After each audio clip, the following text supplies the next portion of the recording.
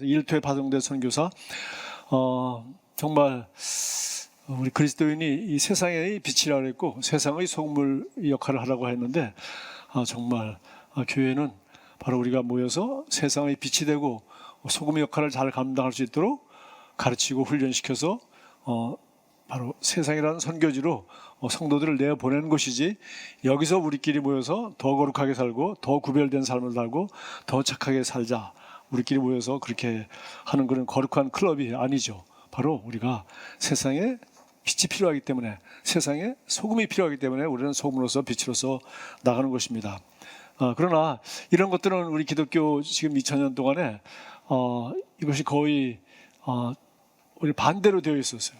정말 우리 성경을 읽어보면은 초대교회가 어떻게 그렇게 빨리 전도를 하고, 정말 불과 그 핍박과 그 어려운 상황 속에서도, 오늘같이 무슨 방송이 있은 것도 아니고 책임자들이 있었던 것도 아닌 그러한 상황 속에서도 어떻게 그 불과 200~300년 사이에 로마라는 그 당시 유럽이라는 그 지중해 전 세계를 영향을 끼칠 수 있었고 변화를 시켰는가?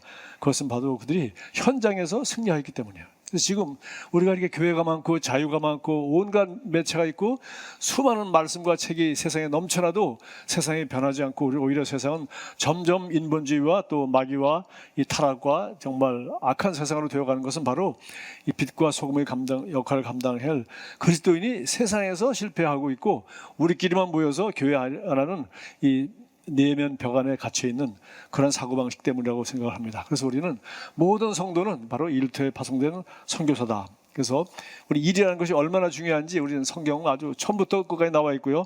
요한복음 5장 17절에 예수님 말하시죠. 아버지께서 일하시니 나도 일하신다. 정말 우리가 이 복음서라든가 이것을 읽어보면은 예수님이 우리를 위해서 하신 놀라운 일들, 하신 말씀들, 그런 걸 좀 단편적으로 제자들이 보고 기록해 놓았어요.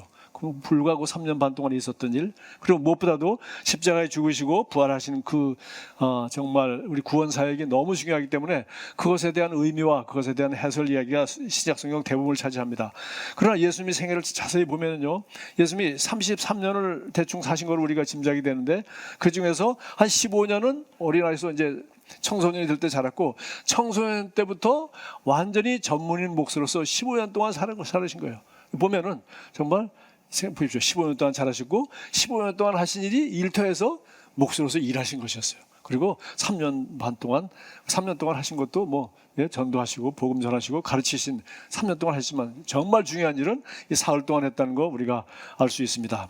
자, 그래서 예수님이 생애도 아주 처음부터 일하는 것으로 시작해서 아주 가장 위대하고 귀하신 구원 사역을 위해서 자기 목숨까지 내려놓는 일, 그런 일을 하시다고 결국은 세상을 떠나가셨죠. 요한복음 15장 16절에서 예수님은 우리를 이 세상에 일하러 보내셨습니다. 같이 한번 읽어볼까요? 너희가 나를 택한 것이 아니요 내가 너희를 택하여 세웠나니 이는 너희로 가서 열매를 맺게 하고 또 너희 열매가 항상 있게 하여 내 이름으로 아버지께 무엇을 구하든지 다 받게 하려 하심이라. 여기 열매를 맺게 하고 하니까 우리가 나무라든가 무슨 곡식 생각이 나는데, 우리가 요새 농경사회가 아니라 우리 산업사회로 바꿔보면 일터죠. 그리고 드디어 이제 산업사회가 되면서 이제 공장에서, 그리고 여러 가지 큰 직업을 가지고 이제 큰 회사에 들어가서 일을 하게 되었습니다. 그래서 가서 열매를 맺고, 그리고 열매가 그 삶의 현장에서, 너희가 가서 그곳에서 삶의 현장에서 일터에서 열매를 맺으라. 그리고 일터에서 열매가 많이 있고 항상 있도록 하기 위해서 너희가 내게 구하면 내가 일터에서 열매를 맺을 수 있도록, 내가 다 받을 수 있도록 내가 너는 내 이름으로 구하기만 하면 돼. 그래서 우리가 열매를 맺을 수 있는 모든 충분한 조건, 씨앗과 환경을 우리에게 주시고, 일터에 나가서 너희들이 구하면 돼. 일하면서 필요한 것을 구해. 그러면 내가 다 받을 수 있도록 내 이름으로 아버지께 구해. 그러니까 여기 지금 두 가지를 우리가 볼 수가 있죠. 하나님의 아버지는 하늘에 계시죠. 예수님께서 이 구원 사역을 완성하셨습니다. 그리고 우리를 이 세상에 보내셔서, 우리가 이 세상에서는 우리가 이제 일해야 되고, 우리를 통해서 하나님이 자기가 하고자 하는 일을 이제 우리를 통해서 하게 되는 거죠. 그러니까 예수님은 우리가 일할 수 있는 자녀의 권세와 신분과 모든 것을 다 주시고, 그리고 성령님과 이 성경을 통해서 어떻게 일해야 되고 어떻게 살아야 되는지 이 모든 것을 우리에게 다 가르쳐 주셨단 말이지. 그러니까 할 일이 없는 거예요. 그러니까 예수님은 지금 하나님 보좌 우편에 앉아 있고, 그리고 이 자기 이름을 통해서 너희가 내 이름으로 무엇인지 다 구하면 내가 줄게. 뭐 하라고? 일하면서 열매를 맺고 풍성히 맺고 열매가 항상 있어서 드디어 빛이 되고 소금이 되어서 어둠을 밝히고 정말 세상을 썩지 않도록 하는 그런 일을 세상에 나가서 하라고 우리에게 말씀하시죠. 그래서 이 두 가지 생각할 때 하나님이 하신 일이 있고 또 우리 보고 하라고 한 일이 있고 지금도 우리가 해야 될 일이 있고 우리가 주도적으로 할 때 하나님이 뜻이 하늘에서 이룬 것 같이 땅에서 이루어질 수 있도록 우리가 이 땅에서 일을 하도록 그렇게 되는 거죠. 이걸 가르쳐 저는 이제 둘이 협력하는 것이니까 제가 파트너십이라는 말을 했습니다. 그래서 하나님이 이 세상을 창조할 때부터 그렇게 했어요. 하나님이 뭐 혼자 다 하시면 되는데 이 세상 다 창조하신 다음에 어떻게 했습니까?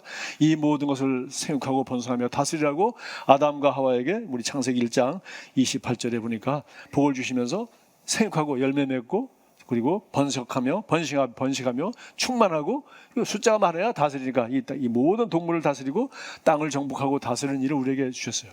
그러니까 창조해놓고 다스리는 일을 우리에게 맡기신 것이죠.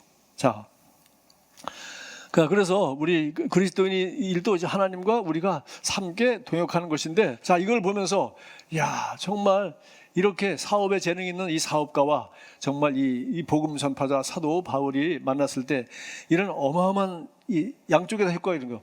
바울도 이 고린도 교회에서 이런 효과적인 사역, 아데네에서 그야말로 죽쓰고 이제 그야말로 이 안 통한다는 거, 말로 되는 게 안 통한다는 거 알았지 않습니까? 설교 한두 번 가지고 되지 않는다. 이 견고한 인본주의 성, 아데네 우리 그리스 문화 이거 안 된다. 알고서 결국은 이 죄 많고 타락한 상업 도시인 고린도에 갔는데 거기서는 잘 사는 도시죠.